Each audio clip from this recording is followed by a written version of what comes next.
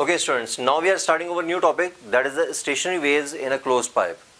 Before starting this topic, we will discuss about the closed pipe. So what is closed pipe?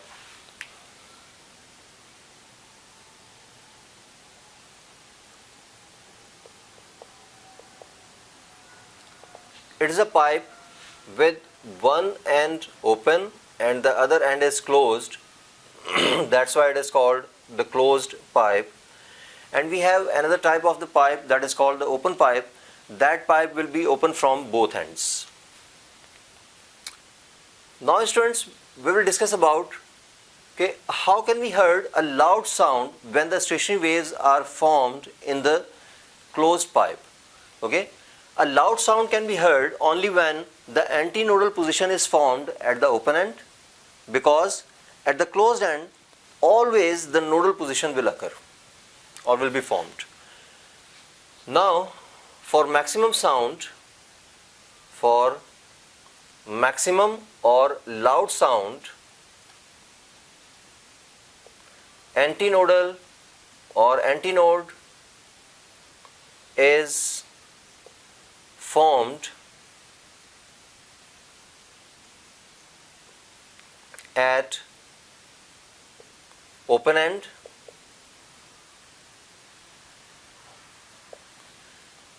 and node is formed at closed end. Now students, we will discuss about the movement of the particles when the stationary waves are produced in the closed pipe or in the air.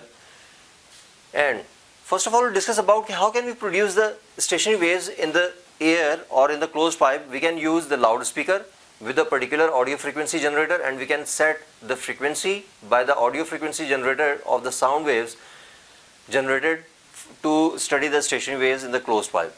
And as well as we can use the tuning fork for this purpose.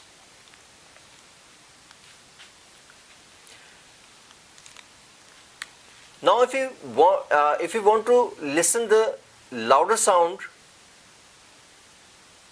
as we have already discussed, the antinode is formed at the open end and nodal position will be formed at the closed end. And all particles in between the node and the antinodal position, they will move with a different amplitude of vibration, and all of these particles will move along the direction of the length of the tube, because we are discussing the longitudinal waves or the mechanical waves or the sound waves. Now we can give the resemblance of these movement of the particles with the stationary waves generated in the string, in which we have discussed about the number of loops. And we know that if we have generated the stationary waves in the string, these are the loops where the amplitude is maximum. That means at the middle of the loop the antinode is formed, and where the particle is existing at the equilibrium position and where the displacement is zero, those positions are called the nodal positions or the nodes, where the amplitude is zero. Now we can give the resemblance of these stationary waves in air with the number of loops as well. And if we discuss about these two positions, we can show these positions by the half loop, just like it is the maximum amplitude position and it is the zero amplitude position. So we can draw here the half of the loop. What is the meaning of this half of the loop? This complete length of the tube is converted into the quarter wavelength, because for one loop there is a half of the wavelength, and for the half loop there is a quarter wavelength. So it means the complete length of the tube, that is L, in this case when we heard the first loud sound, it is converted into the quarter wavelength. Now we can generate the different number of loops in the stationary waves in air or in the closed pipe by changing the frequency by which we have generated these stationary waves. Okay, now we will change the frequency. By that change in frequency, the number of loops are also will be changed.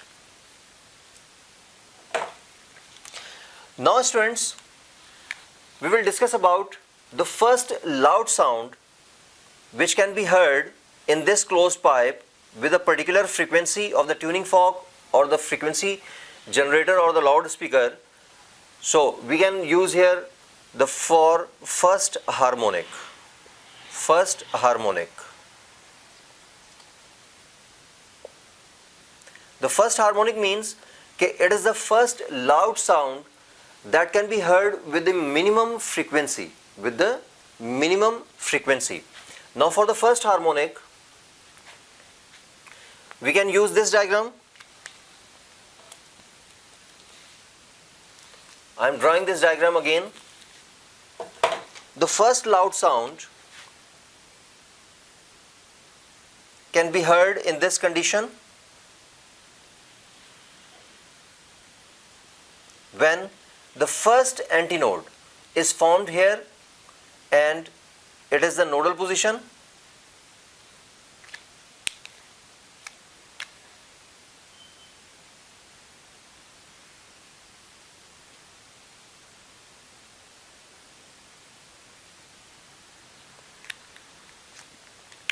And the antinode is formed here, and it is the complete length of the tube that is denoted by L. Now we can show how many wavelengths are formed here for this half loop.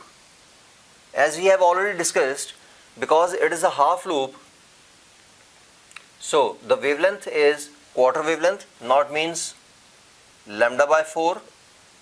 We can say that for the first harmonic, that means when we heard the first loud sound for the minimum frequency of the source of the sound waves, the length of the tube is converted into the quarter wavelength. So the wavelength is equals to the fourth times of the length of the tube. And we know also that if the frequency is minimum, because of the inverse relation between the frequency and the wavelength, it is the maximum wavelength. That is 4 times of the length of the tube. Now we will discuss about the frequency. So to calculate the frequency, we will use here the wave equation, that is V is equals to F lambda, and we can make the F as the subject and we can write here the V over lambda. Now we will substitute value of the lambda and we will calculate the frequency in terms of the length of the tube, and we will write here the V divided by 4L, because here we have the value of the lambda is equals to 4L. Because it is the first harmonic, we can write here the 1, and it is the first loud sound which can be heard by the observer for the minimum amount of the frequency used. That is V over 4L. Because it is the first harmonic and it is the minimum value of the frequency for this experiment, so it is called the fundamental frequency.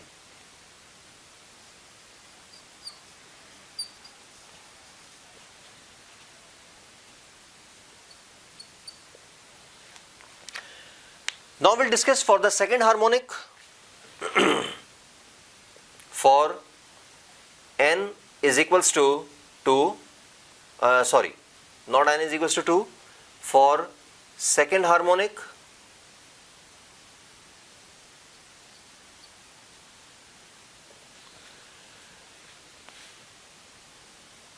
what is the meaning of second harmonic? When we heard the second loud sound for the second minimum frequency, that will be the that frequency will be the greater from the fundamental frequency, but it is also the minimum frequency. We know that antinode is formed at the open end always.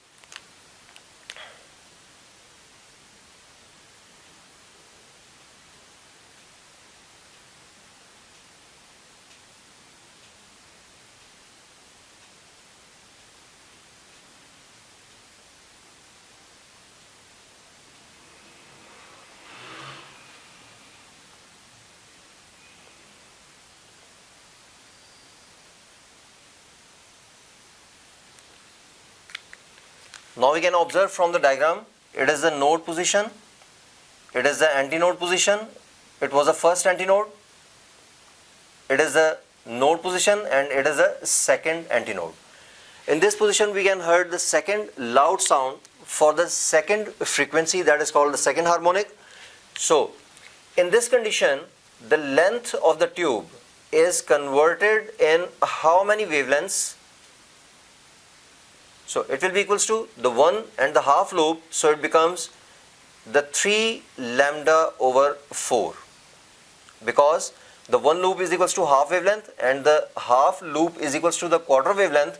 So half wavelength plus quarter wavelength is equals to the 3 lambda over 4. Now it means L is equals to the 3 lambda over 4 and lambda is equals to the 4L over 3. Now to calculate the frequency, we will use here the wave equation, that is V is equals to F lambda, and to calculate the frequency we can write here the F is equals to V over lambda. Now we will substitute the value of the lambda just like 4L over 3. Now after simplification we can write this equation like 3 times of V over 4L, and now we can show this frequency in terms of the fundamental frequency, because it is a second harmonic. Now we can write here the 2, this 2 shows the second harmonic, so it can be equals to, it is equals to the 3 times of the F1.